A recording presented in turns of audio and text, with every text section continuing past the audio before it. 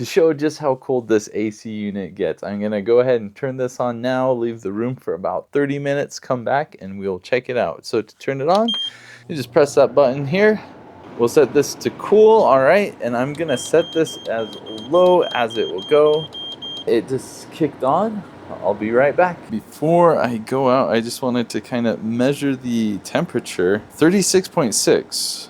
That is pretty cold indeed. It is cold in here. It got down to 62 degrees, so this just turned off because it hit the temperature. So perfect time to talk about how cool this thing actually is. This was sent to me so I could make this video. I really like the design. The navigation up top here is really easy to understand, easy to adjust the temperature, easy to adjust fan speed. It lets you know if you need to empty the water, and you can set a timer as well. There are 2 speeds, with the top speed going at about, I think, 16 miles per hour. You do need to manually adjust if you want it pointing up or down. There's no automatic feature to have it go left or right or up or down or anything like that. There's also a filter that you can take out and clean if it ever gets dirty. And there's a couple places in the back that you can release the water. Up top, if you want to do a constant release, you can put it there.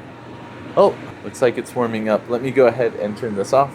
And on the bottom there is a gravity release. Actually, you know what? Let me turn this back on so you can hear just how loud this is. This is the low fan that you hear right now, and this is the high fan. When the compressor turns on, it's actually not too much louder than this. I'm gonna have to wait for the temperature to go up a bit for the compressor to turn on.